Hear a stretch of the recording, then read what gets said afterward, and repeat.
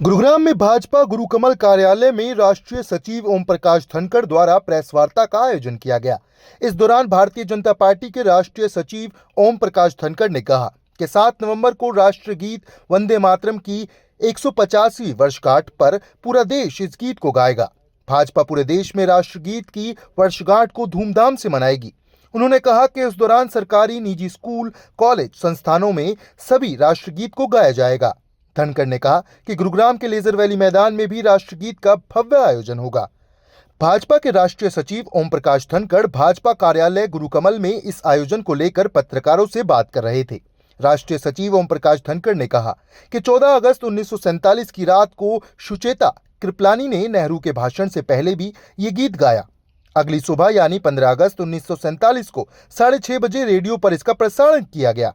उन्होंने कहा कि पूरी दुनिया के भारत का राष्ट्रगान, राष्ट्रगीत ही सबसे पॉपुलर है। 7 नवंबर को देश भर में गाए जाने वाले राष्ट्रगीत के शेड्यूल के बारे में बोलते हुए धनखड़ ने कहा कि पहला कार्यक्रम 150 स्थानों पर होगा और उनकी ड्यूटी भी 37 कार्यक्रम की देखरेख के लिए लगी है। वंदे मातरम। वंदे मातरम भारत में सबसे लोकप्रिय शब्दों में से है। आजादी की लड़ाई में बाकी कुछ कहो चाहे ना कहो, केवल वंदे मातरम कहना ही अपने आप में बहुत बड़ी आजादी की लड़ाई थी। वंदे मातरम बोलते हुए लोगों ने फांसी के फंदे चूमे। वंदे मातरम बोलते हुए आंदोलन किए। वंदे मातरम पर प्रतिबंध लगा 1906 में। 42 में भी जगह जगह वंदे मातरम को भारत छोड़ो आंदोलन के समय बोलने से रोका गया। आजादी में एक नारा, कई नारे प्रचलित हुए, लेकिन एक नारा जो सबसे ज्यादा, एक शब्द जो सबसे ज्यादा प्रचलित हुआ, वंदे मातरम था। आज से तू हिमालय हुआ, सोमनाथ से पूर्वोत्तर राज्यों तक, 7 सिस्टर तक हुआ। और वंदे मातरम गीत आज भारत का राष्ट्रीय गीत है और इस राष्ट्रीय गीत की 150वीं जयंती, 150 साला देश मना रहा है। 7 नवंबर 1876 को बंकिम चंद्र चट्टोपाध्याय जी ने, चटर्जी जी ने इसको लिखा था। 1982 में ये उनकी पुस्तक का हिस्सा बना, आनंद मठ का, उनके उपन्यास का। इसके 20 साल बाद कांग्रेस ने बंगाल अधिवेशन में, कलकत्ता अधिवेशन में रविंद्रनाथ ठाकुर ने इसको गाया 1896। उसके बाद लगातार कांग्रेस के अधिवेशनों में इसको गाया जाता रहा। लेकिन जब मैं कहूँ कि कुछ ऐसी चीजें शुरू हुई जिसे 2 नेशन थ्योरी निकली 1937 के बाद, कुछ लोगों ने इसके गायन पर एतराज शुरू किया और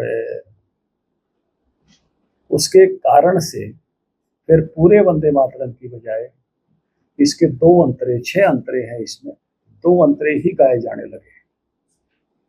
जो कोटि कोटि कल कल निनाद करा ले, तुम्ही माँ विद्या, तुम्ही माँ हरदी, और तुम्ही माँ 10 प्रहर धारणी, तुम्ही कमला कमल दल विहारणी, तुम्ही विद्यादायिनी, जो माँ को देवी के रूप में समर्पित जो अंतरे थे, वो अंतरे फिर छोड़ दिए गए। और जब देश आजाद हुआ तो जो पहला आजादी का जश्न हुआ 14 अगस्त 1947 की रात, सुचेता कृपलानी ने इसको गाया नेहरू जी के भाषण से पहले। इसी तरह से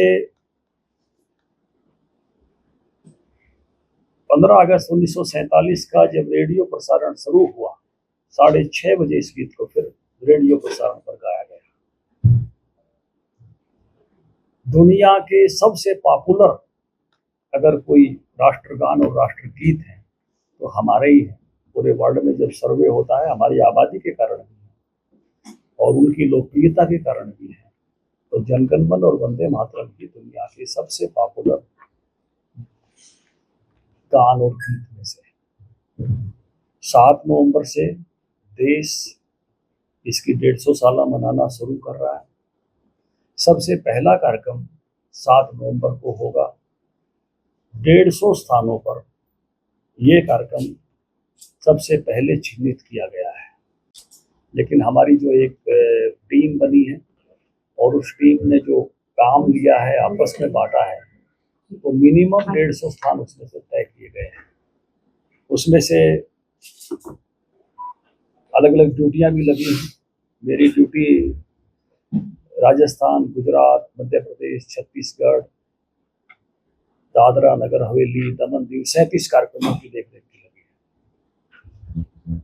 इसी में से हरियाणा में भी 3 कार्यक्रम हो रहे हैं। जहां मैं देख रहा हूँ जयपुर में कार्यक्रम 50,000 का होने वाला है।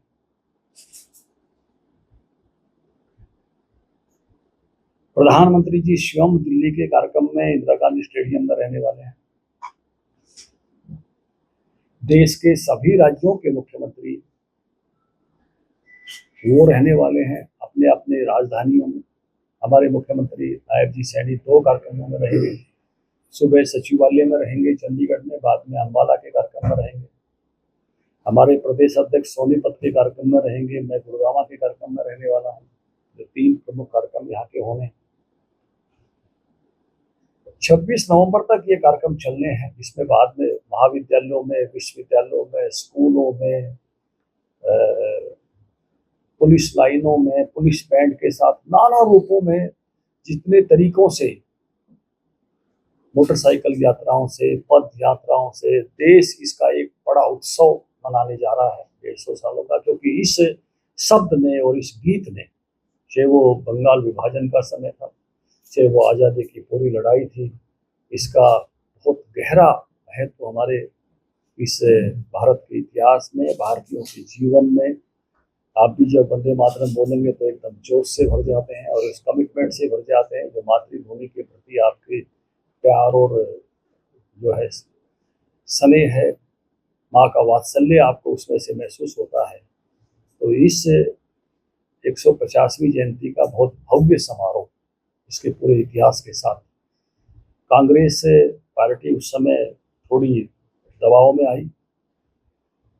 जो कुछ मुस्लिम नेताओं ने विवाद शुरू किया और उसके कारण से इसके 4 अंतरे जो है वो पूरा, ये जो पहले पूरा गाया जाता था कांग्रेस के अधिवेशनों में भी, देश में पूरा ये चलता था, वो उसका हिस्सा कम हुआ। इसको भी ध्यान में रखना चाहिए कि किस प्रकार से शुरू से ही एक दल ने उस प्रकार की अपीचमेंट को स्वीकार किया।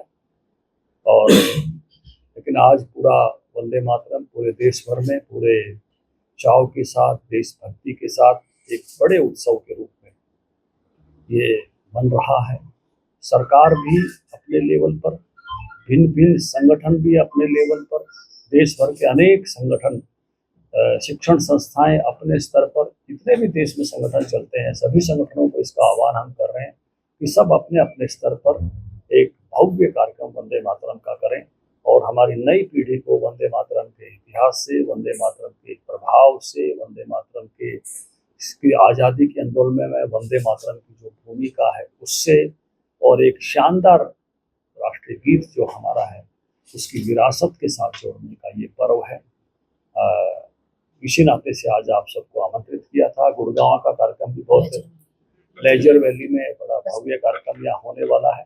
समय की सूचना आपको मिल जाएगी। तैयारियां चल रही हैं और उसको भी आप उतनी भव्यता के साथ कवर करें। तो इसी सूचना के लिए आज सबको आमंत्रित किया था कि इसके सभी प्रमुख लोगों को, हमारे जैसे जो पार्टी के राष्ट्रीय पदाधिकारी हैं, उनको अलग अलग राज्यों के दायित्व दिए गए, तो सब उस प्रकार से इसमें जुटने वाले हैं। तो मैं चाहूँगा कि मीडिया भी वंदे मातरम का उसी प्रकार से सेलिब्रेशन करे। आपके भी चैनलों पर उसी प्रकार से गाया जाए 7 नवंबर को, और इसके इतिहास को बताते हुए इसकी जानकारी युवा पीढ़ी, जेन जी, जेन एक्स, जो उस आज़ादी की लड़ाई का हिस्सा नहीं थी, जो आज़ाद भारत में उत्पन्न हुए हैं, जिन्होंने केवल आज़ादी की कथाएं सुनी हैं, उन तक वंदे मातरम का इतिहास पहुँचे, ये आप सबसे आग्रह है। और आज इसी के निमित्त आप सबको आमंत्रित किया।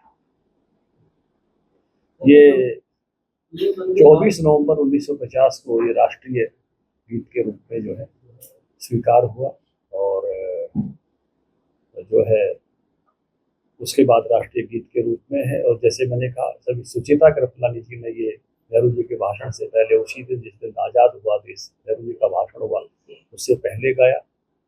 और 15 अगस्त 47 का रेडियो प्रसारण भी जो है वो इसी गीत के साथ शुरू हुआ। सर, वंदे मातरम के लिए 150 सालाना मनाते हैं, ये पूरा कार्यक्रम ये सरकार का रहेगा या भारतीय जनता पार्टी का है? मैंने आपने इसका लोग ध्यान से सुना नहीं। सरकार, भारतीय जनता पार्टी, देश के सभी संस्थाएं, संगठन, सब देश का कार्यक्रम, सब शामिल रहेंगे।